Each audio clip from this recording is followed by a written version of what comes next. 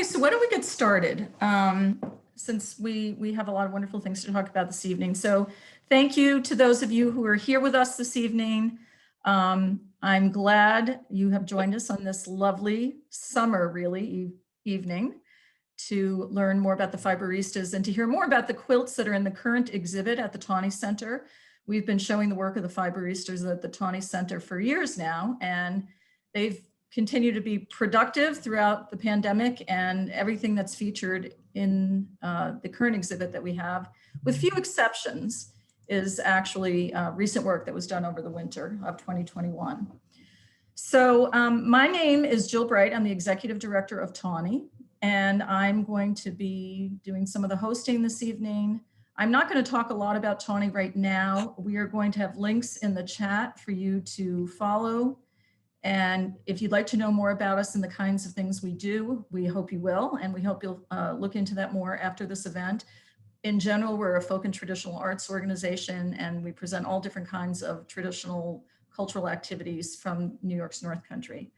I'm also would like to introduce my co-host for this evening, Shuka Wei. Hi, everyone. Well, Shuka is the Director of Communications at TAUNY. She does a lot of wonderful work for us. So she and I will be hosting this evening, and in particular, Shuka is going to keep an eye on the chat. So all of you who are guests this evening and participants are muted. It's just easier that way when you've got a lot of people, and we will be following the chat the whole time. So please, if you have any questions at all, I actually have some questions that were sent in earlier today, so we've already got some questions to answer. But if you have any questions at any point along the way, please put them in the chat. We'll be monitoring that. If we don't get to your question right away, it doesn't mean we're not going to. It just means we're holding it for a time that we know is coming, that it might be a better match. You'll also find a link in the chat to a donation page. And if at any point you feel so moved and you think this is so wonderful, you'd like to support other programming like that, we have an opportunity for people to just go right online and make a contribution that way. So this is going to be a very informal event this evening. It's going to be conversational. We're going to be looking at photographs of quilts and hearing the Fiberistas talk about them. And we'll learn a little bit more about them along the way. We're going to start by talking about one of the group projects that is featured in the exhibition. It's called Blue Dot Challenge, which is what we ended up naming the exhibit. And then after we've had a chance to talk about that one group project, we're going to get into talking with each of the quilters about individual projects that they've made that are in the exhibition. So first of all, let's find out more about what the Fiberistas are and what kind of quilt group you are. So Becky, well, actually, no, first of all, what I need to do is introduce the quilters. I'm sorry, I skipped a step. So let me do that. So Becky, I said your name. I'm going to introduce you first, Rebecca Muir MacKellar, who goes by Becky generally. Unless I was in trouble. What's that? I heard Rebecca Jean when I was in trouble. Oh, okay. Yes, understood. So Becky it will be. Anne Heidenreich is there. Anne. Jill Josephs. Donna Hastings. Hi, everyone. Leah Zelkowitz. Hi. Hi, Leah.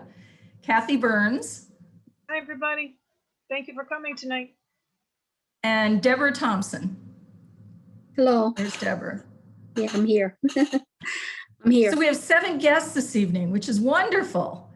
That's a wonderful opportunity. All right, so now let me go back to where I was and say, Becky, tell us a little bit about the Fiberistas and how you describe your quilt group. I had to look this up. We started in 2013, I think in the winter, if anyone remembers. There's still some originals here. Yep. And we were meeting at Susan Stitches. So she's the one that sent out a date for everybody for us to start. And we had quite a few people, but there weren't a lot of us that came again, but that's all right. And we just wanted to do something that was different than a regular quilt guild or regular quilts. And I'm going to read our official statement, if that's all right. We are a group of quilters who challenge each other to explore and expand boundaries using fiber techniques and embellishments. And I think sometimes we just talk, but a lot of times we talk about techniques and what helps somebody with a project and bounce ideas off of each other and things like that. So. And you really are thinking about your quilts as art and not so much as functional pieces, but as art pieces.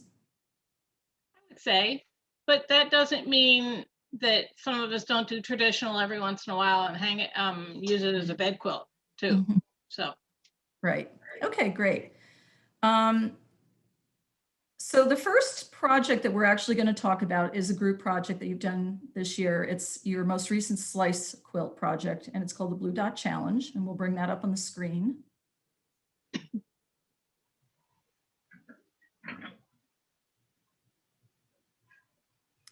So we've shown a number, and we'll flick through these in just a minute, not quite yet, but we've shown a number of slice quilt projects at the TAUNY Center over the years. So Leah, would you describe for us what a slice quilt project is? What is a slice quilt? Yes, and I'm going to describe it by first defining what it's not. So in the quilt world, a group quilt is like a jigsaw puzzle where everybody has a part or a piece, and it is sewn together so that it's one big quilt. Our slice quilts are separate and they stay separate, but we hope that there is some unifying element in the quilt that makes them into a group quilt that's not sewn together. So we've done 6 already, and we started by doing the stores on Main Street in Canton, and everybody was given one store to do. So that was the unifying element of that. We've done a Maple Grove where everybody had a part of a picture, and it was a unified picture of this sugar bush. We've done a landscape quilt where everyone had the boundaries of the foreground and the boundaries of the background. And we've also done one where the unifying element was a black line running through all the quilts. So it's we give ourselves the boundaries of size and other things, and then everybody's free to explore in any way they want. Yeah. Okay, so that just gives everybody an idea of that, and you agree on a standard size for each slice, and that's part of what makes it all hang together. So let's get talking then about the current group project, and let's start. We basically are going to work from left to right as you're looking at the current project, and we'll just start with Donna because she has the first actually and the last slice in this one. And we just got a comment from somebody who said, I love the Main Street Canton slice quilt. Thank you. There were a few of us that did not like doing it, but we liked how it turned out. Uh-huh. Yes, and Becky and I think are the only ones. I don't know, Leah, did you do a Canton slice too? Yes. She did. So there are 3 of us out of that still are members of the group. Great. And we're getting another comment here that says they're all beautiful, but the sugar bush is my favorite of the ones we just looked at. So Donna, you have the first and last slice in the project, and I actually had asked Kathy if she would describe how the Blue Dot Challenge came about. So while we're looking at your slices, Donna, we're going to let Kathy come on and just describe how you came up with the idea for the Blue Dot Challenge. Sure. Thank you, Jill. That's a wonderful question. When Becky it all happened by accident, actually.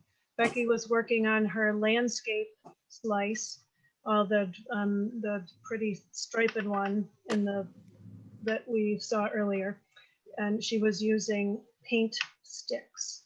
And unfortunately, some of the blue transferred to her ironing board, and when she went to iron her piece, the blue transferred right to the middle of her slice, and she was, well, I wasn't there. I don't know how she felt. I know how I would feel if that kind of accident happened. And she called Leah, and Leah I wasn't there for that conversation, but I think Leah wanted to console her or tease her or something. And she said, well, it's the blue dot. The next one will be a blue dot. And there you go. It's a very simple explanation, but, and what a happy consequence of an accident. And then you added other elements to it as well. So it started with the blue dot, but you ended up with 2 other elements that had to be in each slice. Yes, there also was to be at least one red triangle and one yellow square. And we, for the most part, we used the same fabric for those particular colored shapes. And the imagination just went wild. You can see the varied differences in where people brought their experience to their slices. Wonderful. Okay, so let's go back to Donna's slices. Now, some of the Fiberistas, you chose to give titles, names to your individual slices. Some of you did not. Donna did. In this case, each of these has a title. One is called Carnival Clown. The other one is called Funky Sewing Princess. So Donna, tell us about these 2 slices. Okay, well, the Funky Sewing Princess came first. And the guide to doing a challenge is to read the rules. And so I went and I made this quilt, and I was so careful, and I like doing these portraits. I have done other portraits. I've done cats and chickens, and I did a couple of princesses. So I really started out with the clown idea. That's where the crown came from. I thought that would be a good, but then it evolved into a princess. So I went and I got the princess all done. Now she has thimbles for earrings, and her brooch is silk ribbon embroidery. And the pieces across the bottom are buttons that look like spools of thread. And of course, because she has a crown, it has to be decorated with Swarovski crystals and that kind of thing. So I got it all finished, and we had our meeting, and I opened up my book to find out that I had done every shape wrong. It was supposed to be a blue circle, a red triangle, and a yellow square. And I had done a blue square, a red circle, and a yellow triangle. So I said, well, I can't have this. So then I did the other one. And the other piece, when you look at it, I love doing the embellishing on it. The quilting is kind of a challenge, but I find quilting the faces is a challenge to get the expression that you want through the quilting. So I went back to doing the clown because I wanted to do the clown to begin with. So I said, this time it's going to be a clown. So that's what I did. And I have a dollar store flower and buttons, and the hair is yarn, actual yarn that hangs free. So I finally did get the right rules with the right quilt. And your friends said, even though you didn't follow the rules, we're including that first quilt in this too. So who wants to speak on behalf of the Fiberistas, how you all agreed that even though Donna got her shapes wrong, we were going to add this Funky Sewing Princess to the project? How could she not be included? Look at her, she's fabulous. Well, there's nothing wrong with mistakes. Yeah. And we've got a comment here from somebody who says, love both of these faces, so expressive. Yeah, and actually having them at the beginning and the end really does, I don't know, it creates a bracketing that I think is really nice for the project. So, all right, let's move on to the next one here.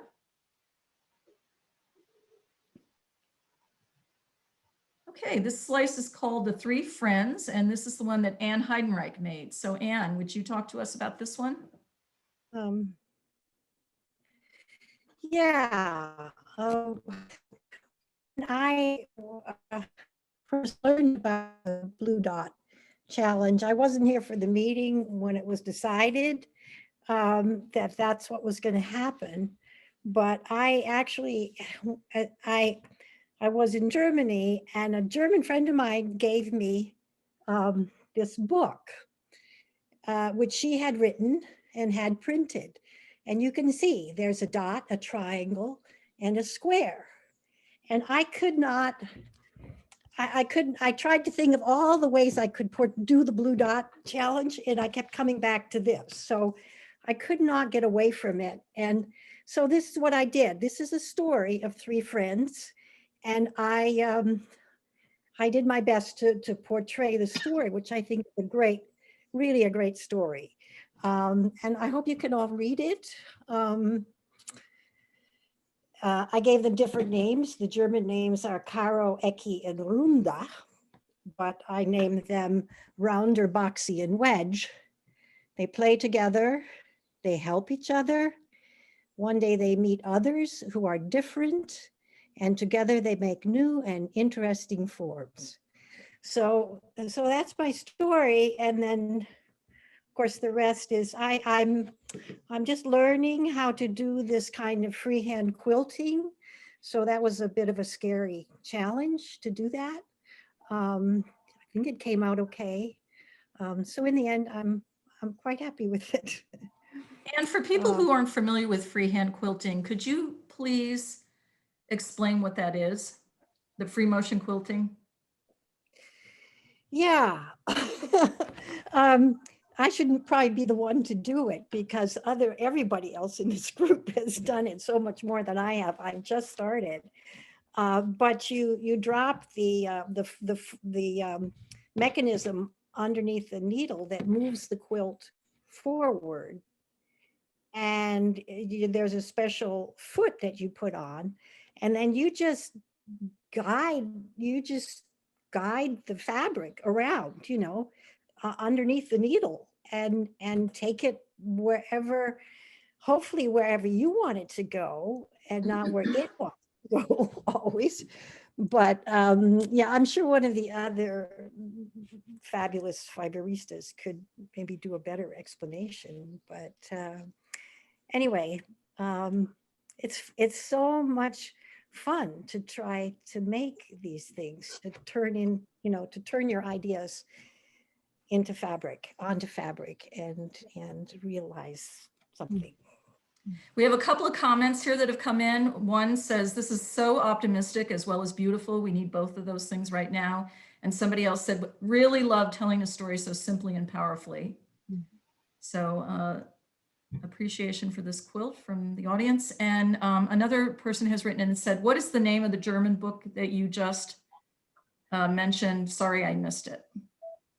Well, actually, the author is Lily Schroeder. She is German, and she wrote it in German for the kids in her household. But this booklet is actually printed in English and Mongolian because somebody saw her book and turned it into this and took it for kids in Mongolia. So the German translation would be Die Drei Freunde, but the book is it's just called The Three Friends. And then some interesting Mongolian language, which I could not tell you what that says. Okay, we have a thank you for that. Okay, wonderful. So let's move on to the next one. The order is Jill Josephs. Jill did not choose to give a title to her slice for this one, other than blue dot slice or something like that. So Jill, could you talk to us about the piece you did? Did we lose Jill? The time when we put the blue dot challenge was decided on, I was playing around with hexagons, and a friend of mine had what she calls hexifying a panel, and taking a stack of panels and making it very interesting. And so it was right at the beginning of the pandemic, and we had the blue and the red and the yellow. So I went and looked in my fabric because I wasn't shopping at the time, And I came up with this doggy fabric that had the blue. It was pretty much the only fabric in my collection that had all three of those colors, plus some others. And it's got a lot of activity in it, so it lended itself well to the hexifying thing. And it came out as if you look closely, each one of the hexagons is actually 6 pieces of identical fabric cut. You stack 6 layers, cut strips, and then cut the strips into diamonds. So it's no planning involved, just what happens. And I got a nice looking blue dot, I thought, of those doggy faces, and I put Right the there, triangles sort of in the around them center. to emphasize that was dot. Yeah, to the left center. And then I had this book called One Block Wonders that they're doing that hexifying with, and they had cubes added. So I added the cubes are my yellow squares. Your eye says they're squares because they're part of the cube, but actually I added the 3 cubes of the secondary colors.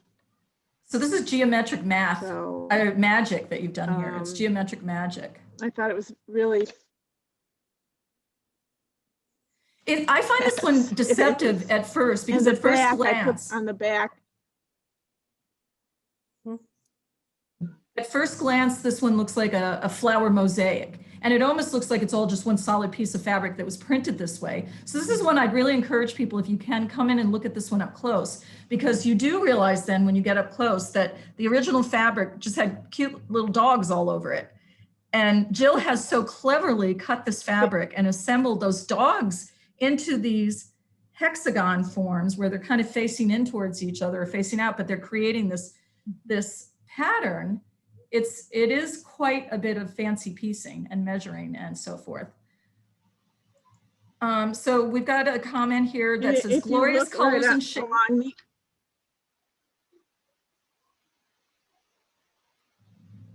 And somebody admiring your mathematical presentation here. If you look on the very edge, you'll see half hexagons that are the original fabric. You'll see the whole dogs. Right, if you look in the corners. Where there isn't a hexagon, the corners and right all along the right and the left edge, there are the original fabric. So clever. So clever, Jill. Yeah, wonderful.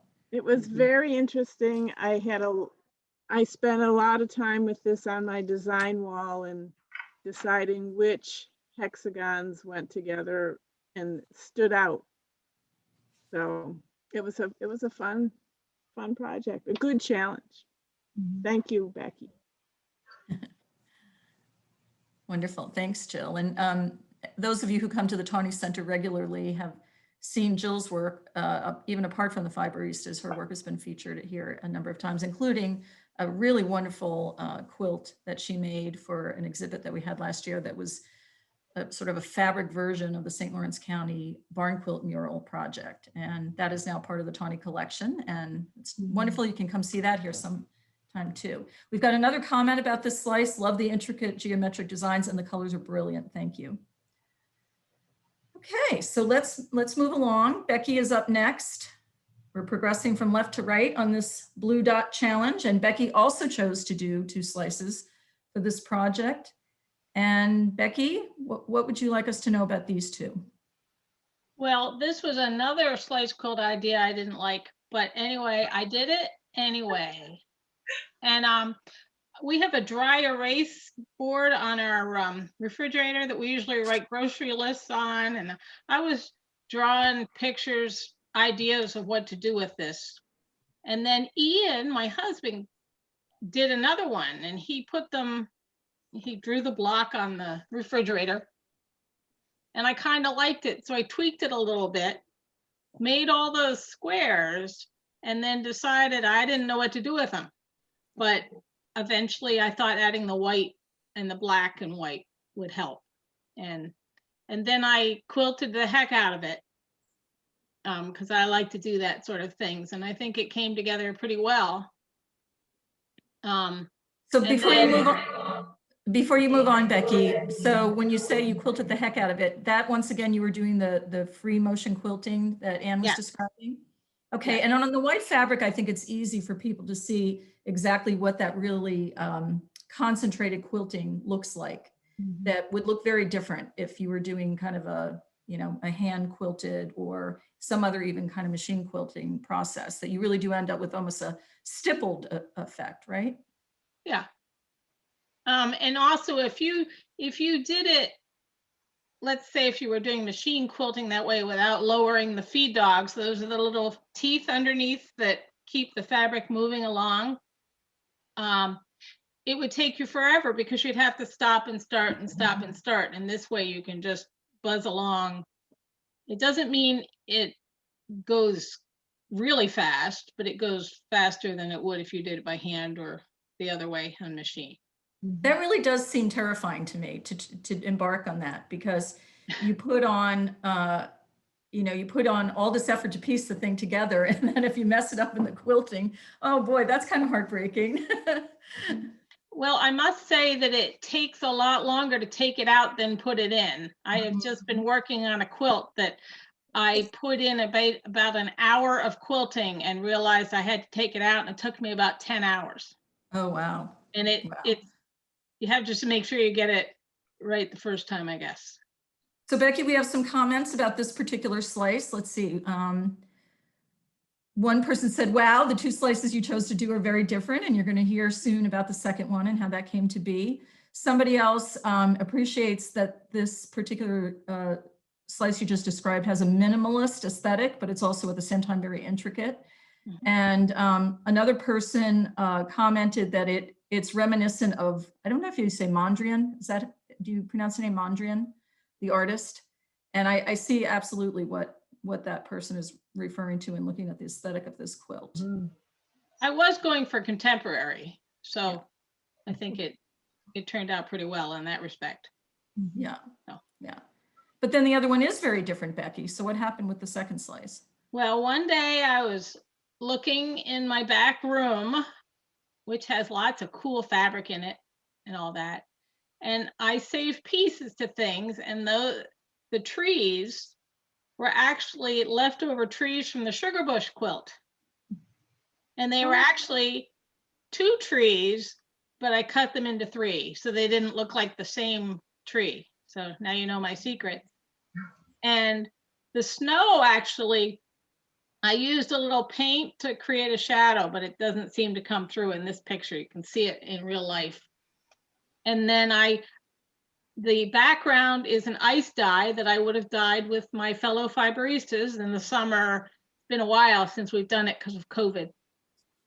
And then I had to figure out how to incorporate the triangle and the square and the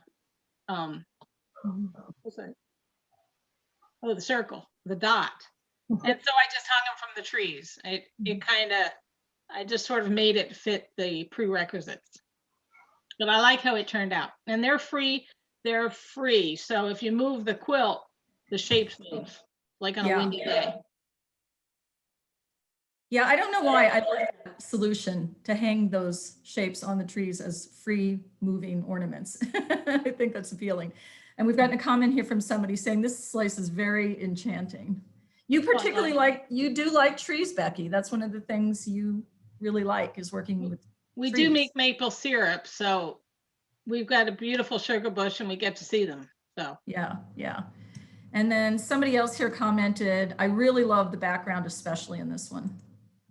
that's why I like ice dyes, because it gives you an idea for the quilting. If you look closely, you can see where I followed the fabric in some places. And I like quilting on ice dyes particularly. So ice dyes have come up a couple times already, and you have more ice dye projects in the exhibition. So Would somebody like to explain to all of us what ice dyed fabric is? Who wants to do? I will, I guess. You take white, generally white fabric that's been treated so that it accepts dye, and you soak it in soda ash, which attracts the dye molecules to the fabric, makes them more permanent, and you manipulate the fabric, whether it's with pleats or just bunching it up, and you put ice on the top, and then you put dry dyes, which isn't really good for you. But now we're all used to wearing masks, so next time maybe we'll be better about wearing our masks. And then as the ice melts, the dye goes onto the fabric unevenly, and it makes incredible little designs on the fabric. Some of them are more brilliant than this. Yeah, we're going to entice the audience at the end here by showing you another group project that is in the exhibition that you'll have to come see, because we're not going to speak about it per se tonight, but you're going to really see the impact of a lot of ice dyed fabric in that. There's also, excuse me, there's also one behind Kathy. Yes, And if you're looking at she Kathy uses reds Burns. or pinks and oranges, and you never know what you're going to get, really. Yeah. It was an awful lot of fun to do. I had never dyed, I had tie-dyed t-shirts, but never a whole block of fabric. And it was so much fun. It was a crazy hot day that day. We were at Becky's garage, and we just had so much fun. And this piece, if I don't want to take over the main thing, but it looks like it has a floral motif to me. I can see hydrangeas all here, and butterflies, and you don't know what you're going to get, and then that inspires you in a different way once the fabric talks to you. Yeah, it's wonderful. All right, so we've gotten a couple of comments expressing appreciation for the ornaments hanging on the trees, and one person wants to know, do you actually hang ornaments in your sugar bush? I probably would want to do it, but it's kind of gotten vetoed. And the wind out there is pretty strong sometimes. I think they'd have to be pretty sturdy. Yeah. Okay, thank you, Becky. And so we'll move along to the next couple of slices that we're going to talk about. So Leah, we're now speaking with you about your two pieces in this project. So the first one I did was on the right. It's the batiks. And again, I'm going to tell you what I didn't want to do. I didn't want to make a quilt where they were representing something. I just wanted them to be part of an overall design of something. So I didn't want them to really stand out above the design of the quilt. So I just did a basic 1.5 inch strips of batik fabric and put them together. And as you can see, there's 2 circles in the middle. And in the bottom of the quilt, there is a little yellow square and an even smaller red triangle. Does everyone see that? We had a quilt meeting back in the fall where we were sitting upstairs at TAUNY, and we were having a discussion about how to make this quilt, and not everybody was on board, I think. And so we were talking about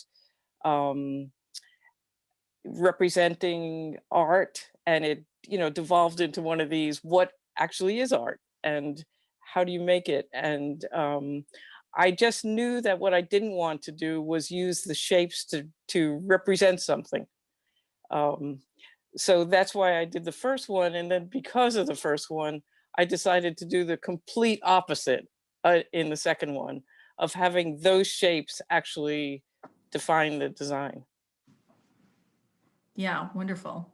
So it makes a wonderful contrast. Now, going back to the first one you made, I see the little yellow square, and it's kind of right in the middle, down below the blue dot. And the triangle, the red triangle, is right in a square along the very base there, right? That's just that tiny little triangle that's just to the right of center on the bottom row? Yes, it's very close to where the square or the blue dot is. So it's on the very top of that. It's on the apex of that triangle. It's a very tiny red triangle. Oh, I see it now. I was looking in the wrong place. Okay. Yeah. Wow, clever. Okay.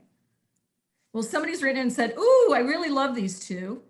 And somebody else wrote in and said, the contrast between these two is intriguing. And I agree, because they really have very different effects. And, Right. you know, just, I have to admit that one of the reasons I did the second one was because I had to teach myself how to make the circles, and I had a couple left over. Mhm. So I thought I would use them. Yeah, and a lot of projects originate that way, don't they? In fact, Jill's going to be talking about one like that pretty soon. Somebody else agrees with the comment that the contrast between the two is very intriguing. Kind of grabs you and pulls you in, really. I think it pulls you in to want to look at that and study the difference. So that's great. And Well, thank you. then we come to Kathy. And Kathy did choose to give a title to this piece. So this is Jazz Musician.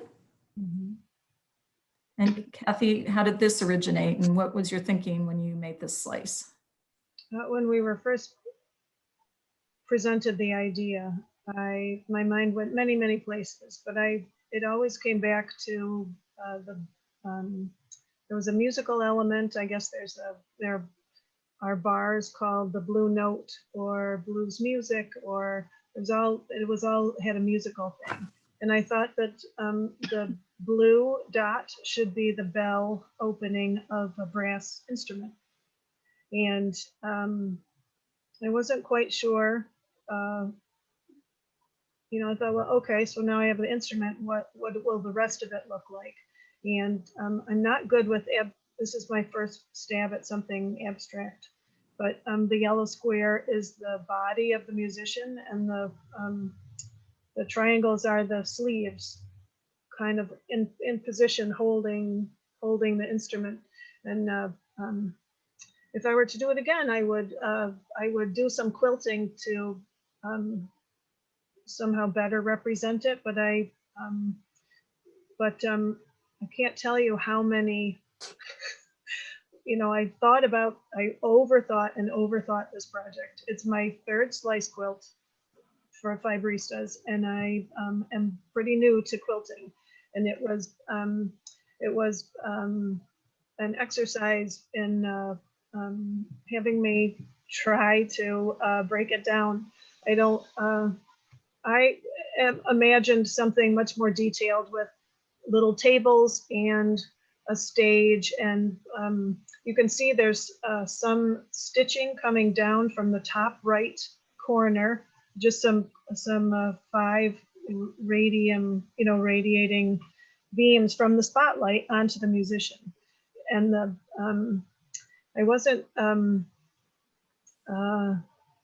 I actually investigated making a scratch and sniff little thing, so it could be interactive, so that if you came up to have the full sensory experience of the bar, you could scratch and smell bourbon and cigarettes. And that just got to be too much. And I experimented trying to find the right background fabric. I tried this fabric and cut it up into so there would be separate blocks, but it was much too frenetic. It didn't look right at all. And I went back to the store and was so glad there was more of the fabric. And it said everything I wanted it to say. It looks not just like a smoky bar room, but it also looks like the music is flowing through. And it was somebody commented the contrast between the elementary colors and the elementary shapes and the smoky background is such an interesting contrast. And those elementary colors, I thought about over dyeing them, because they're just so bright to me, and I like a simpler palette. But I thought, you know what, you've overthought enough stages of this. Just put it down and finish it. And it felt really good once I did finish it. And I simply quilted along the lines of the smoky fabric so that it just gave it a little more depth maybe, and just a little. That probably was the easiest part, to just do that. I didn't, some of the other pieces that we've seen already have had very intricate free motion stitching. And that is something that I'm practicing and getting better at, which maybe we'll see in a later piece if we get to it. But this one, I just followed the lines. I think it was not free motion at all. I just did it. So it was a fun project to do, and I used up the rest of the fabric for the border. The border has the red, blue, and yellow around it, just because. Yeah, and somebody else has commented here that she agrees that you've achieved that sense of the music as well as the smoke in the room, that the design really does convey that musical motion. So I really think that swirling effect in the background is wonderful. Somebody else just wrote the marbled effect is just beautiful and gives movement to the piece. Thanks, Steve. So wonderful. Yeah, thank you. So we've now looked at all of the slices in the slice quilt. Before we move on to some individual projects, do any of you want to say anything else about this project? I see Becky wants to say something. Yes, Deborah couldn't get her slice in time because she had a little spill, but I believe she has her slice quilt hanging up right behind her. Is that true? Oh, Do you? Let's see. Nice, yes. We haven't seen I it think yet. she does. Oh, that's Oh, good. wonderful. Well, Deborah, tell us about the slice you made for the project. I had a lot of fun with that. I love the blue balls, and I kind of went crazy with the blue balls, and I made them different sizes. So I had a pile of blue balls, I had a yellow box, and I had a triangle, and I thought, well, just that time I was just giving my grandson some cereal. So I thought, well, there's the cereal box, the blue cereal in the red bowl. So,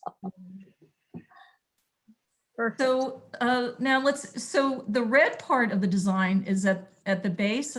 Am I looking Yes. at that right? Yeah. Oh, I see. And that's the bowl with the cereal going into it with the blue Yeah. dots. Oh, that's wonderful. We can see that now. yeah. Oh, that's wonderful, Deborah. That's so cute. And that's really making the shapes, the focus of the design in a different sort of way that's all over, Is Deborah, is your box beyond the edge of the slice? Yes, I have it sticking out about 2.5 inches higher than the block itself. Very clever. Oh, that's Yeah. great. Mhm. We have a question here about where Deborah's piece would come in the sequence of this project. If we had it here in the gallery right now, where would it have fit in the sequence? I don't know. Can we put up the whole thing again? Zuki? Can we? That's Shuka's working on that. puzzle. That's sometimes it's a bit of a puzzle sometimes to see. Well, let's see. We could take votes from the audience too. Like, what do you think? Well, If you there's were a to lot of- place Deborah's, where would you put it? Between Leah's and mine, I think. Yeah. To the left of the jazz musician. You're agreeing, Shuka. I see you nodding your head. Yeah, I think that's wonderful. Because It Deborah's would- has a lot of white space, and so does Becky's. So it would balance it out, I think. Or Yeah, that on makes the sense. on the right of the three friends too. That's where I would put it. Mhm. Yeah, I think that would work, because then that would offset it. It would be more balanced, I think. Mm. It would be different if we didn't have two faces on either end. If you took the two faces out, then it would fit in there perfectly. But I think with the two, blocks on the end and the one in the middle, if you evenly space the other one, it works. Those Now, darn faces is get it me in okay for trouble. me to tell everyone that actually you decided on the sequence of the pieces when you all showed up at the gallery for the installation? Sure. So this is the free creative process of the Fiberistas, that they brought their slices together and just decided on the spot how to put them in order. That's also Anything else? that's also the first time when they saw each other's work. That's right. Completely. Right. I 'Cause think you can see that, in each of us, there's a little bit of attention deficit artistry going on, because we like doing a lot of different things and we like learning different techniques from each other. So from year to year, our pieces can be very different. So, you know, like this year I did portraits, but last year I did landscape. Of course, that was the theme. But for each year, each one of us does something different because we learn different techniques. Right. So we're all so very different. That's what makes the group so cohesive, I think. Mm-hmm. Yeah. Well, and you encourage and inspire in each other a lot of imagination and experimentation, and so your working process together as a group, I think, is conducive to producing great results. So, all right. So shall we talk about some individual projects that are on display in this exhibit as well? Sure. And we're actually going to start with a piece of Deborah's. And if Deborah is able at some point in the time that the exhibition is open to get her slice in, perhaps we'll be able to work it in. We have a question about that, and that we'll have to see if that happens. But I'm really glad, Deborah, we got to see that this evening. So when I went around and introduced everybody earlier, I didn't necessarily give you much information about people, and I'm not going to give you a lot right now, but I do want to say a little bit more about who each of the Fiberistas are. So I actually know Deborah through the baskets that she makes. I discovered when she came to the gallery to bring us some quilts that I actually have one of her baskets that I bought at the Akwesasne Museum a number of years ago. And Deborah is also a greenhouse operator, and she works a lot with youth and has a lot of interest in passing traditional skills on to youth. So, and that sometimes means working with young people on quilt projects. So this quilt we're looking at is one of two in the exhibition that Deborah made. And Deborah, could you tell us about this quilt, please? Okay. First off, when I do a quilt, I make sure it's not very expensive. The colors that you see the blue is an old sheet. The colors behind the lady is old men's shirts. And the fabric itself was donated to me. It came from, I was told, Joanne's. And then the silver rope, again, was something that I had laying around the house. The colors, normally you would hear as Ongwehonwe people, we have the 4 colors. But I have friends that are East Indians. And one of the women, who's very good friend of mine, she says, we're not black and we're not red, we're the brown people. So when I decided to pull this piece together, I thought about what she said. So I put a brown piece in there. So we represent, I tried to represent all the colors of humankind. So the black, the brown, the white, the yellow, and the red. The reason why I did a woman is in my community, we have a high rate of cancer death. And just recently, we lost a 40-year-old, beautiful, beautiful Native woman who had a beautiful voice and 4 handsome sons. She was raised in very traditional, passed away from cancer. And survivors, at the bottom, you can't see it, but there's just an abbreviation of the type of cancer. And 83% of women who have breast cancer have this form. So the reason why I abbreviated is that a survivor would see that and know exactly what that picture meant, and hopefully it would move them a little bit to know that it's cancer isn't prejudice, it picks all colors. So a little bit about that. I like to write a little bit. When the young woman passed, I wrote, just breathe, slow and steady through the fear as we try to absorb the diagnosis. No one knows what our futures will be. Just breathe slow and steady through the choking news. Our sunrise and our sunsets will be forever changed. Just breathe slow and steady through the dreams and the memories. Just breathe. Yeah. Thank you, Deborah. And we have some comments coming in here. One person said, very powerful and moving piece. Thank you. Someone said, such a powerful design. And yeah, it's a wonderful piece. Thank you. When you mentioned the silver cord earlier, I don't know if it's obvious to everybody, but that's the outline of the woman, is the silver cord that was used in the quilt.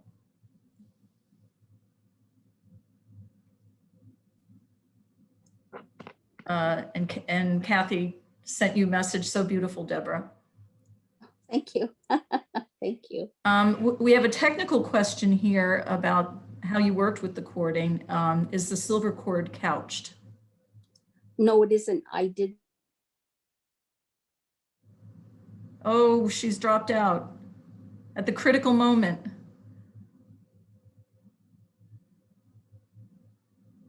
We can't hear you, Deborah. We've lost your sound. Sorry. I can hear her. Oh, Okay. we couldn't hear Can her. you hear me now? I can hear her. Yes, Yeah. okay. So I'm sorry, it's not couch. What did you do? I had to glue it. I had to Okay. glue it with 100 pins and to shape it with the pins and glue and weight. Because the cording frayed so much, it was so gentle. I had a hard time with it. Okay. All right, wonderful.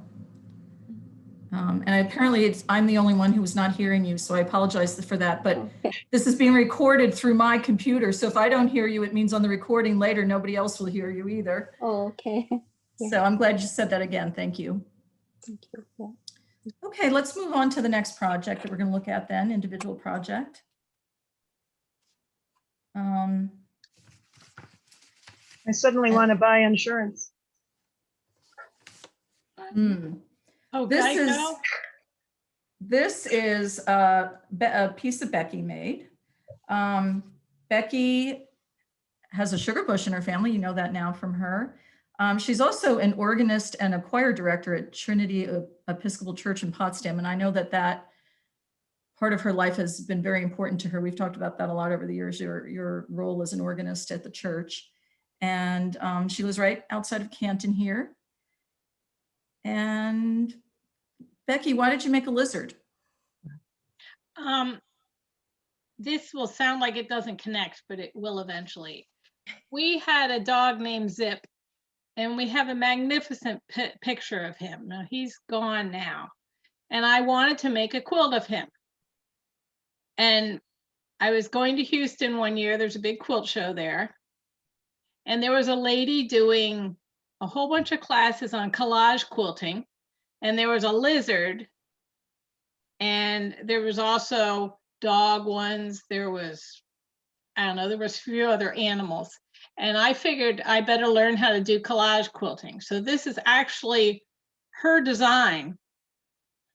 All you get is the picture and you have to fill it in with fabric. So most of it's my fabric, and I got some scraps from the class.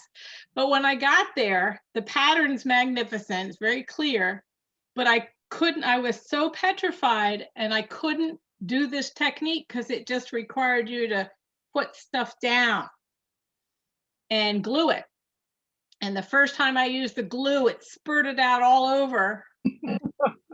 And I had a friend with me, and she says, you got to get a grip. You just got to try it. And I ended up sitting the whole day and not doing anything because I had that big blob of glue. So I decided this past January that I would start it and finish it, and I did. And when I was by myself, I was able to just decide that I was going to put a piece of fabric here and there, and I would just do a little as I went, and I think it turned out pretty well. Yeah. And this is another ice dye, and I thought it looked kind of like a sun, that one section. And so I started with quilting that. And then the rest of it, I just didn't. There's some feathers in there that I wanted to, they were like leaves, and so. So going back to how you made this, when you say there was just like the drawing of the lizard, were the different sections of the lizard within the outline of the whole body in any way filled in, or was it? Was, yes. Okay. But not all of it. I mean, like a lot of those polka dots were in there. And so I just, and I had to do something separate, but those leaves that are in the background, I just free cut them and slapped them on. I did use a fusible web, which makes it so that you can do designs on that and then you iron it on. She was using glue, which I did not use glue at all in the end. She had never heard of fusible web. And then this is all raw edge, which is not something I usually do. I like my edges all finished, but I like how it turned out. And when you say raw edge, what you mean is that the pieces, like, for example, the leaves, if we got up close and looked at those, the edges of those leaves would be unfinished. Yes. And so I quilted it a lot so that they wouldn't have huge threads hanging out, but you wouldn't want to, it wouldn't be permanent if you washed it over and over again. It would die a grisly death, I guess. But you ended up working quite a lot of fabric into this lizard body, which there's is a lot. Effect. A lot of different fabrics. I actually got my fabrics together because I knew I wanted some blues and I wanted some greens and teals. And I put the fusible web on the back of little pieces of fabric so I could just put them on and then trim them or whatever needed. And it was on, I did it on a pattern paper. It's not really pattern paper, it's a gauzy kind of fabric. And then I cut it out and put it on the fabric. So.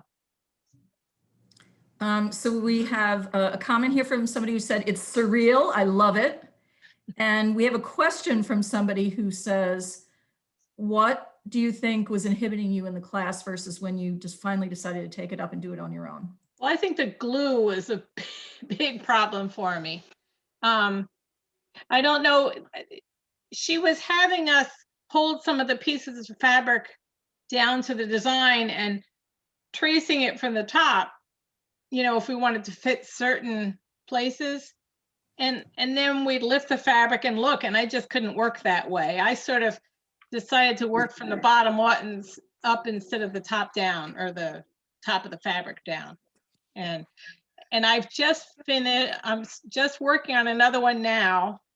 I did have to take another class with her a few days later. And it was a rooster. And I went and got some fusible web at the show. And I sat at the very back of the class because the teacher was very concerned about me. And I was trying to tell her that I was an experienced quilter, but I think she thought I was wacko. But and Becky really is. If you don't know this, Becky really is an experienced quilter. Oh, so I did, and I had a quilt in the big show and everything. I told her to go look at it, but and then in the back of the classroom, I finished doing most of the rooster because I decided that I was going to go because her pictures were so clear. And I did finish the rooster, and it's cute. And so I have just worked on another quilt. And that one I tried to do as free as I was supposed to. And that one is turning out okay. So all right, we'll stay tuned for that next year. I still have not made the dog quilt though, but someday maybe next year. We'll see that next year. Okay, next up we have Jill.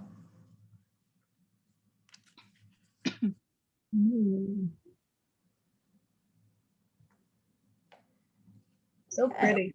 And this is a log cabin. For those of you who are familiar with traditional quilting patterns, this is a log cabin. Jill's been quilting for 35 years now and has been involved with a lot of different kinds of projects, particularly some community projects. I mentioned earlier that Jill made a beautiful quilt that was featured in our barn quilt exhibit last year. She also, a few years ago, if you saw the musical Quilters that was put on at SUNY Potsdam by the Community Performance Series, a lot of the quilts that were in that production were quilts that Jill made, including the big one that they show at the very end of that production. So she likes these kind of community projects. And I'm always thinking, what are we going to get her into next? But anyway, today we're going to talk about this log cabin quilt. So Jill, what do you want to tell us about this one?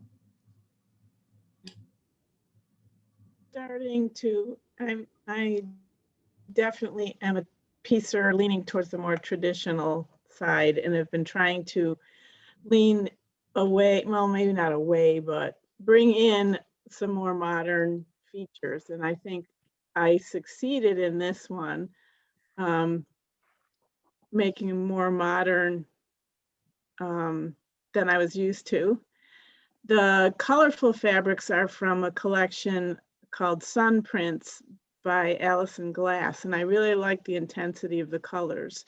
And I was working on another quilt using these fabrics, and a friend who had had some surgery was kind of homebound, and we decided to have a sewing day together. She would do some hand stitching, and I, on a machine, I would use her machine. And so I grabbed these fabrics and with this idea, and so in effect, these are the scraps left over from this other project, but this project was actually done first. So kind of a little bit backwards there, but I did the straight line quilting, it kind of corner to corner on the logs. And at first it's, you know, a square, but as the logs get longer, the quilting is tilted differently. So it kind of gives it a little action, I think, to the quilt, motion. And then the last big decision was what color to bind it in, a color or a white or a black. And finally I decided to bind it in both black and white. Where it's black on the edge, I bound it in white, and where it's white on the edge, I bound it in black. So it kind of took the design out all the way to the edge. So that was a fun one to do, and it is one of my favorites. So do you keep it hanging in your house? I know where I want it hung. It has not gone up yet. So. So you do a lot of quilting with a long arm machine. You own a long arm quilting machine, and you actually have a business doing that for people. So a lot of people bring you their piece quilts and you do the quilting for them. Yes, I do the overall pantograph quilting for people. I've been trying to do some of the free motion. It's a different beast on a long arm, the free motion, than on your domestic machine, because you're moving the machine rather than the quilt. So I've heard it explained, like when you draw a picture, you have your paper is stationary and you draw with the pencil that's moving. You don't have a stationary pencil and move your paper. And that's kind of the difference between free motion quilting on a long arm. You're moving the pencil, the needle, rather than the paper, which is the quilt. But I have done both. There's one of the pieces that is in the exhibit I actually quilted on my domestic machine. So I'm trying to do both. And none of the Fiberistas are particularly interested in hand quilting. Is that correct? Definitely. For me. I've hand quilted pieces, but not at this point in my life. Do I desire to do that? So maybe I'll do it again someday. Small. I did hand quilt once. What year was it? We had that ice storm and we had no power for 8 days. That's the only time I hand quilted, and it probably will be the only time. But I needed something to do. Yeah. So we've gotten some comments here about this, Jill. One person said, I could look at this all day.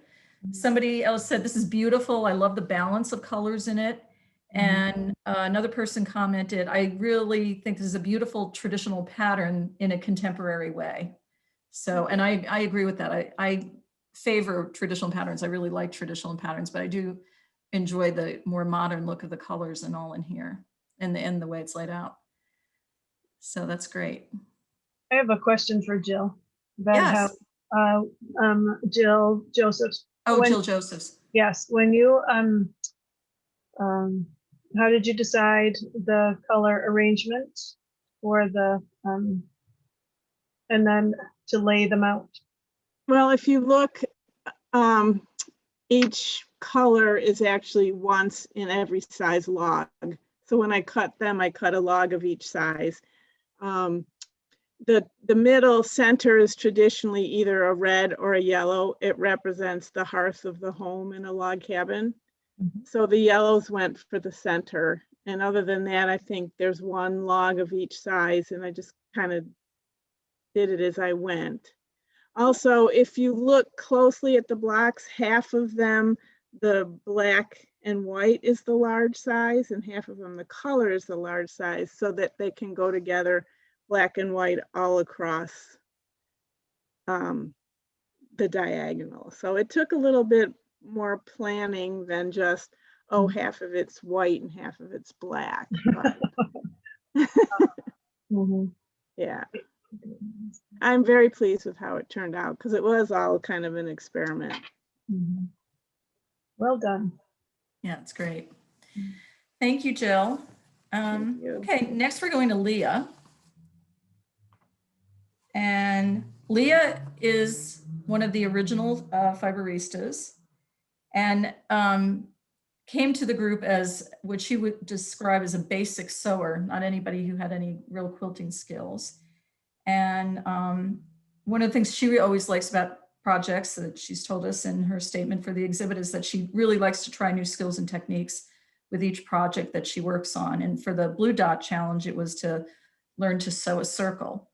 So the piece we're looking at now, though, Leah, is one in a series you've been working on that uses old doilies and other heirloom pieces of fabric. So could you talk about that? Yeah. Donna is the one who started me on the lace because she gave me, these are ornamental pieces that women wear when they're horse riding, right, Donna? Well, these were, well, yeah, sort of, but these were antique collars that women wear, a little bit like Ruth Bader Ginsburg. Yeah. You know how she wore the lace collars? And so there, I had been to an estate sale, and these were in the estate sale, and you really liked the lace. So I said, what good are they sitting in my bin when you can have fun with them? So a lot of people have lace that's hanging around their house and old tablecloths with lacy parts in them. And a lot of people have had them folded for so many years that they're stained or they've just got marks on them. And so to me, it seemed like a good idea to try dyeing them. And I wanted to put them on a fabric that I had ice dyed. And after I did a couple of them, that's when Ruth Bader Ginsburg died. And there was a couple of very extensive picture galleries of the ornamental things that she was wearing around her neck. And so I thought, you know, it's meant to commemorate women's adornments, but it was specifically at that time, it seemed like it was a good thing to show for her too. Yeah, and there are two pieces that incorporate lace like this in the exhibit at the TAUNY Center right now. We've had a comment here from someone that the dyeing of the lace really brings out the texture in it. Yes, and that was one of the reasons that I wanted to do it, because it makes them so beautiful. Mm-hmm. And we have a question about how the lace itself was dyed. In the same way that I was doing the other dyes, you just, as Becky had described before, you just put them in any sort of shape that you want them. You can crunch them up, put dyes on top of them, and then just put ice cubes on top and just watch it diffuse. So it just makes lots of different colors. Yeah, the shading in that is wonderful. Somebody who came to see the exhibit said that the pink and fuchsia one that's hanging in the exhibit is a favorite in the show, presumably. So the other one has a Yes. very different color. It's more like the color behind Kathy's head. Yeah, fuchsia is a is a beautiful color. Yeah, and the quilting that you chose to do on this is just a simple, you know, crosshatch kind of thing. That's not hand quilting, is it? No, it's not. And each one I did the quilting a little bit differently. Some of them I actually followed the outlines of the lace and tried to continue it. But this one I just wanted to do a grid. It's machine. Do you think that you will continue working on this series with featuring the pieces of lace? Yes, yes, So we'll see more of those in the future. yes. And last year, you were one of the quilters who participated in the suffragette project. And on the slice that you made for that, the surprise for that piece was that when you flipped it over on the reverse side, you had ice-dyed fabric and you had worked in heirloom lace on that side as well. Yes, someone had given me a tablecloth from, I think it was 1940s probably. And I just felt it was appropriate to put it on the back of it, yeah. And if you're curious about that, this is a good time for me to pause and say, if you're interested in learning more about the Fiberistas, we did a series of videos with them last year that are posted on TAUNY's YouTube channel. They have their own playlist at our YouTube channel, so you can go back and see some of these projects that we showed last year. So thank you, Leah. Okay, and now we're moving on. Got a couple more to look at, and then we can take any general questions that you might have. This is Kathy's piece. It's called Nantucket. And you actually said when you were talking about your slice and the slice project earlier, Kathy, that you like simpler, quieter colors and forms in general. Would you consider this an example of that? Yes, it's pretty simple, earthy color palette. So you get down to that cheerful yellow, the little 15% crazy. Someone told me once you need 15% crazy to so the eye has something to draw to. This landscape quilt was done. I watched a video on YouTube, and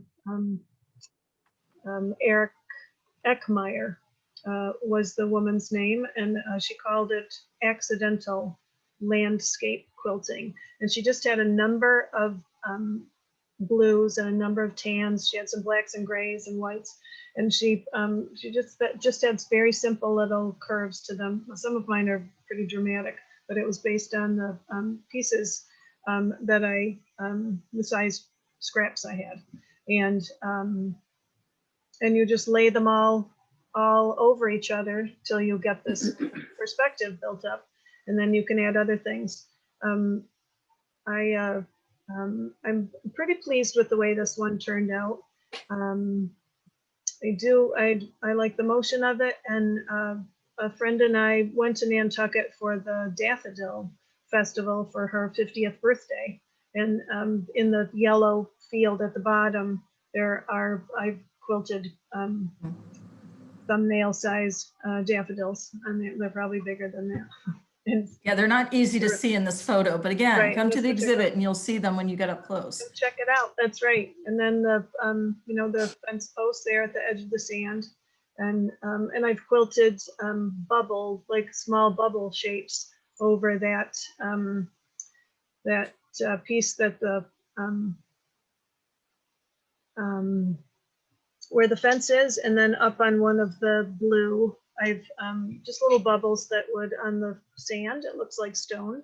So the fabric looks like stone, but then the quilting makes it look like it.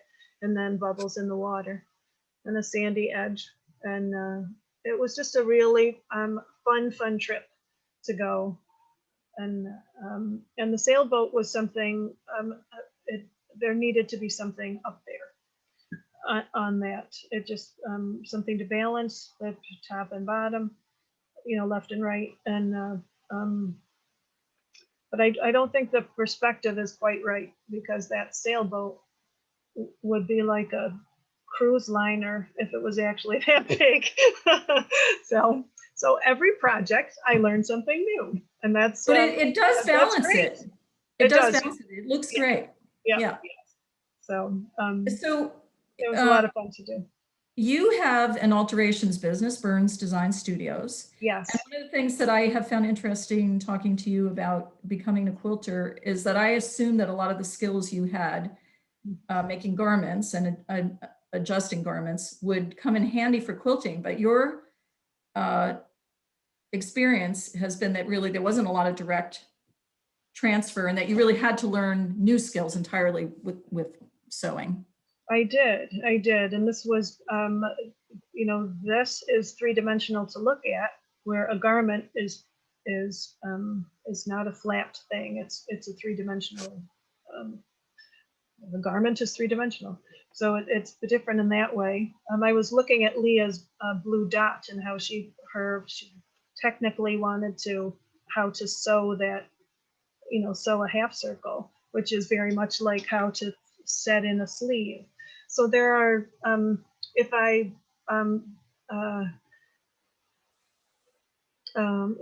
think about it longer, I could draw some connections, but they're very, I think they're kind of tenuous. They're not. It's different. I think I described you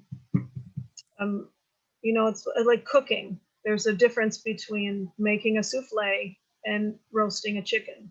It's cooking, but there are different skills, different tools, different temperaments to do those things, different spices. So it's so that's kind of what that's how I see the difference and make that available to people. Everybody knows a little bit about cooking, but maybe not about sewing. So that's how I describe it. So you said that recently quilting has taught you that the fabrics tell one story and the quilting tells another. What do you mean by that? In Jill's piece, where she, in her log cabin, where she tilted the stitching, that tells a different piece. On that, when I quilted where the fence posts are, that golden piece with the little black and white in it, the fabric looks like little pebbles. But when you look at the piece, you also see that I've I've quilted little bubbles so that it also looks like stones. And then you can see the sand is different colors, but it also, you can see a waviness, maybe where the waves have left, the tide has gone out a little and left ridges, and so the quilting does tell a different story, different angles that you can stitch it, where you in the sky there are clouds, and you get a feeling from the stitching. It's not just a overcast sky. You can see some and just in the kind of in the middle, there's like a plume where I've stitched a big cloud, and it just it tells a different what's going on in the sky. Mm-hmm. Yeah. So we have several comments and questions here. One is a comment that says the daffodils are great, as is the whole piece. Well, thank you. Somebody else wrote, it really evokes Nantucket, from somebody who's been there and really feels like you caught it. Somebody else said, this reminds me of Japan, maybe because of the color of the bowl. Mm-hmm. And there was also then a question about, were all of these fabrics in your stash? Oh, that's a great question. Yes. The red, the blue, and the yellow are from the Blue Dot Challenge. Yes, they are. Yep, there's the fourth one. Well, there's the second blue from the bottom. There's the leafy one, and then that blue is the Blue Dot. The red is of the sailboat is yes, and then the Nantucket fabric yellow is it's from the Blue Dot Challenge. So they were definitely in my stash. And the green Green grass. from the Elements one? Yes, that's a leftover piece from my Elements slice that we did I think that was shown earlier. But yes, they were. And I do try to use my stash. I was, and I know better that you can never use up your stash. I think my goal is to get rid of all the pieces that I've had a long time, those old dear friends, and make room for new dear friends. And you all recognized each other's fabric collections in these projects, which is great. Yes. We also had a comment about the sail and somebody appreciating the subtlety of the contrast between the sail and the sky. And somebody else commenting that the band of rocky sand, that fabric strip that is rocky sand, really stands out and ties the whole thing together. And this person says, I can feel the texture. Oh, thank you. That's great. To create an art quilt is it's a self-expression, but it also is I hope that people bring their own experience to it. That's what art is supposed to do, invoke some kind of feeling.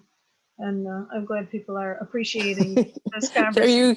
There you go, having that conversation again, Kathy. Yes. I was the one who had to have the dot and the square and the triangle represent something. Yes. But, well, and that's great. You really each came at it from your own preferences and perspectives. Yeah, which is part of the pleasure of looking at these projects. So we have one more individual quilt, and as we leave this one, somebody else commented that she finds this project Nantucket very inspiring. Oh, thank you. Okay, so Donna, this is your project, Tornado Outburst. So dynamic. There's a lot of movement in this. Tell us about this.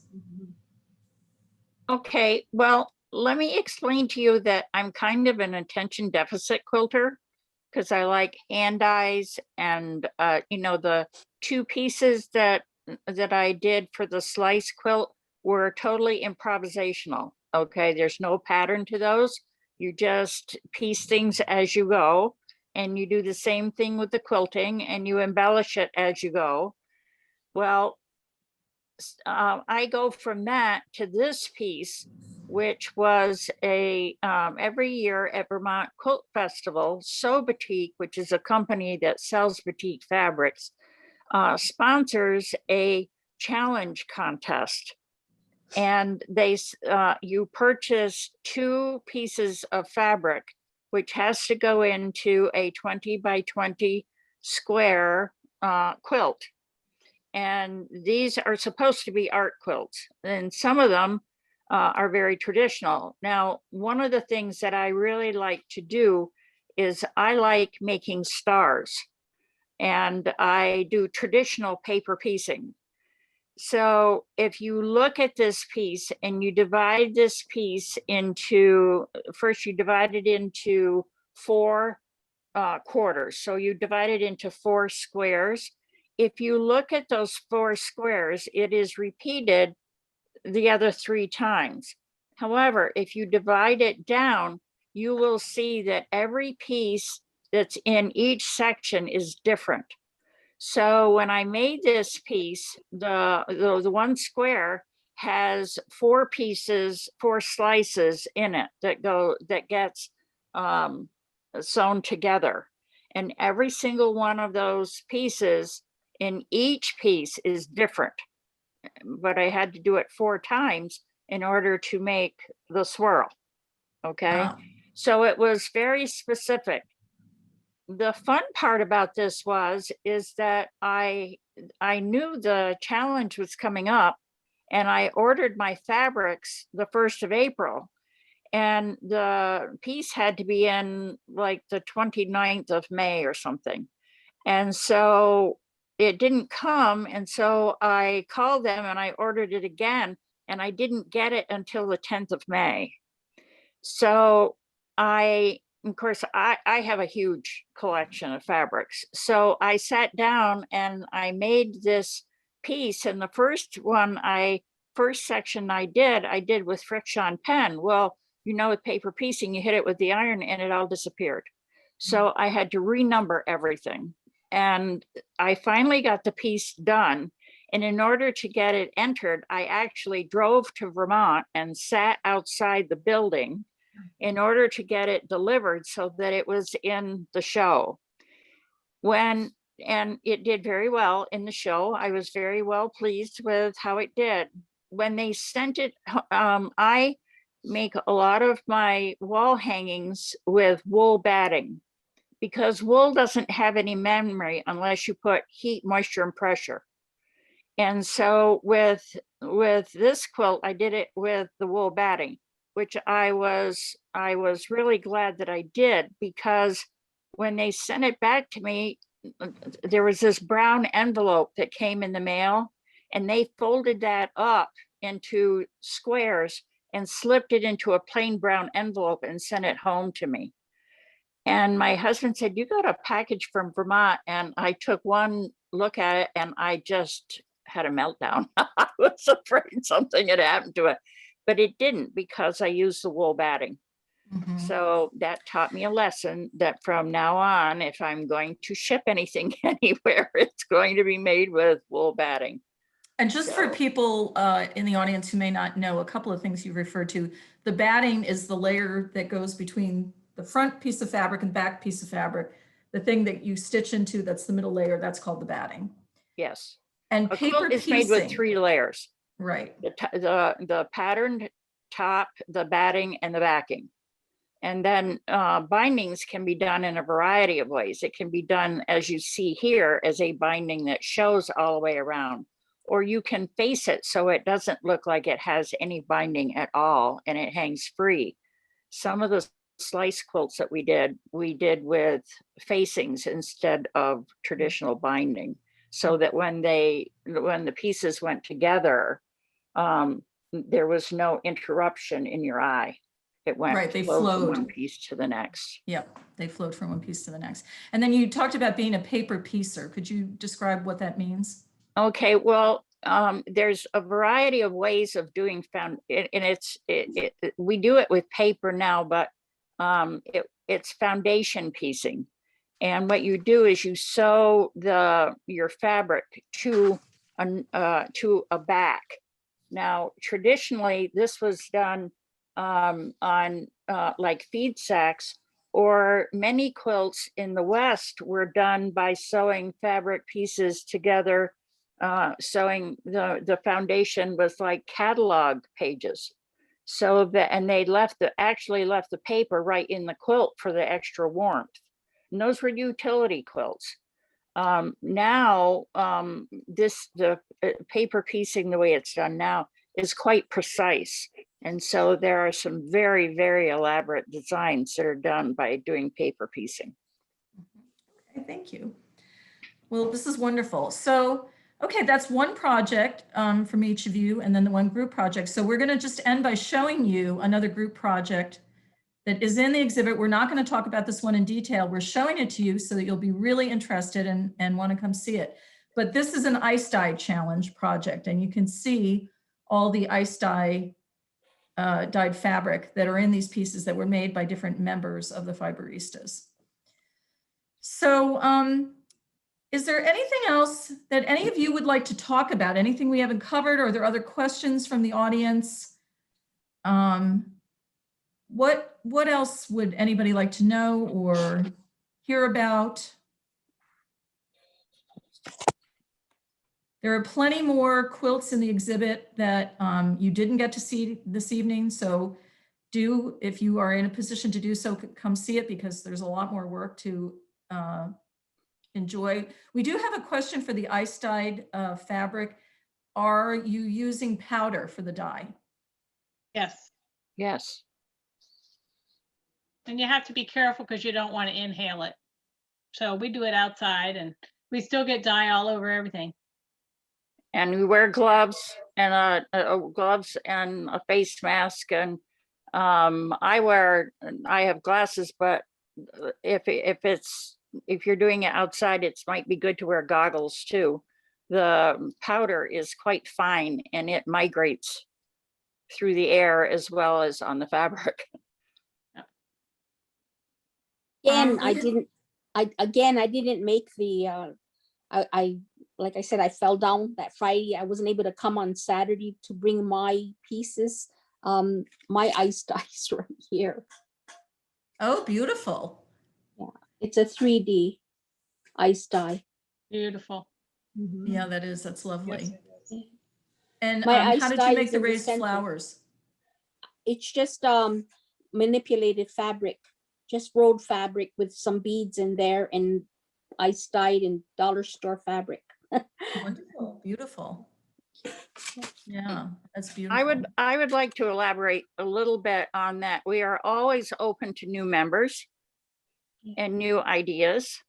And Becky is pretty much our contact person. We meet once a month during the winter time when we were, well, during COVID, we pretty much met by Zoom, but we are always open to new members and new ideas. Over a period of time, Leah and Becky and I are probably the original members, but we've had several members that have moved away or passed away. And so it's always good to have new people and new ideas.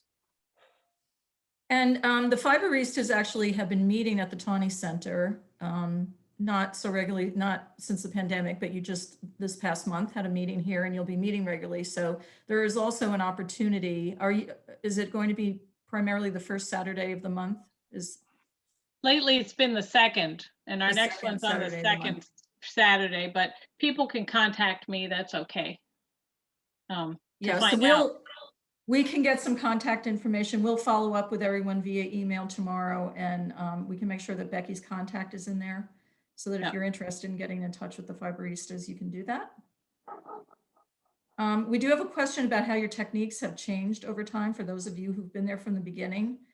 Are there things that you look back on now and think, oh, we just don't do things like that anymore? Or how has that evolved? Or sometimes you find that there's ways that someone else does things that isn't as clear to you, but if you try it your own way, that it sort of evolves. I mean, there's certainly quilts I look at from 20 years ago that are horrifying, but we just, we try to do our best and challenge each other. And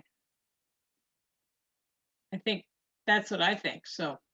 And I, like Becky, I have taken a lot of classes, and I have been in Becky's situation where you get to a class and you have either all the wrong fabric because you didn't read the list correctly, or you get there and you have a total mind block and things do not work out well. But that's not always a bad thing, because you think about that and you think about ways of revising it and how you can make it your own. Some of it depends upon the teacher. Some teachers are very rigid and they're very structured and you don't move outside that structure. And others say, yep, I know where you are. I've been there myself, and this is how we're going to help you to get the most out of this class. So I take a lot of classes still, and I'm fairly accomplished, so. Well, and you also, some of you teach classes as well. So you're taking classes all the time to improve your skills, but you're also teaching classes. Well, yes, I teach classes, and you learn a lot when you teach also, because it is important to listen to your students where they're coming from. So that, and they also have sources that you perhaps have not even thought about. So it's good. It's a two-way street, because you do get a chance to get new ideas from the people that you're around. So what's next, Fiberista? Oh, no, go ahead, Anne. I just want to say that this group has been wonderful for me. Jill told me about it, and I have learned so much. And the others in the group who are far more skilled than I are so good at telling you what, or answering questions, teaching. I learn something every meeting, and It's just very exciting. So I would encourage people who don't think because you don't know how to do these things now, you can't join this group because you'll learn. You'll learn. They will help you learn. They're incredibly patient. Yeah, that's great. And so what's coming next? Can we get a little hint of what's in the future and what we might be seeing next year? Are we allowed to say? We do have another Yes. slice quilt that we have planned, and it black and white and one color. And so same size as usual. Any design goes. And all of us already have ideas, and some people have started. I've Like done two. Leah's already done with next year's challenge. Oh, she'll come up No. with a third one. I will. Ah. And I'm overthinking mine. Yes. Yeah. Kathy's our overthinker, And I always work best against a deadline, so. Yeah, so it's a mix. we often laugh. Our traditional deadline has been in January because sometimes we put our stuff in Colton, but we haven't done that this time because of COVID. And we plan way ahead, like a year ahead or almost. And then most of us wait till the last 2 weeks every time. So that's me, but I have thought of some things at least, so. And Well, I it's don't been a know if we- delight. Yeah. Yeah, it's been a delight spending time with you. We've gotten a lot of notes of thanks and appreciation that have come in. Such talent in this group. Thank you for letting us see how your projects evolve. Thank you for a wonderful presentation and your stimulating work. Looking forward to seeing your exhibit when the border opens. Thank you for all your beautiful artwork. Just a lot of appreciation and inspiration here in the feed. So thank you very much for that. We appreciate it. This is the last virtual live event we're going to do for a few months. We're going to take the summer months off from doing these kinds of live virtual events, but in the fall we'll get back to it and we'll be presenting on a lot of different topics. We've done Lives of Amish Women and we've done folk art collections, and we have a lot of other topics in mind. What we're going to be doing for the rest of the summer here at TAUNY is a lot of programming related to Folk to Table, which is a new initiative we have that's very focused on traditional food in our region. And particularly we're doing a project with partnering with a local community farm that's looking at, seed saving and like seed to table. And that's going to be the real focus of the next few months for us here at TAUNY. So again, with the links that are in the chat, you can find out more about us and more about the Fiberistas, see their videos. And Jill, before we go, on behalf of the Fiberistas, I just want to thank you. Oh, Yes. thank you. Thank you. Thank you. Being It's my very pleasure always. welcoming and helpful and all that. And thank you everyone else for coming too. Yeah, thanks everyone who was here tonight, and lots more people will see it. You should know that we get a lot of follow-up viewing after these recorded events are posted, so it'll be there anytime anybody wants to go to the TAUNY channel to see it. And Shuka, did you have anything else you wanted to say before we say goodnight? No, just thanks for everybody being here. Yeah, it's been Thanks great. for your help too. Yes, well done. Okay, wonderful. Good night then, everyone. Bye-bye. Bye. you. Bye. Have a good Good night. evening. You too.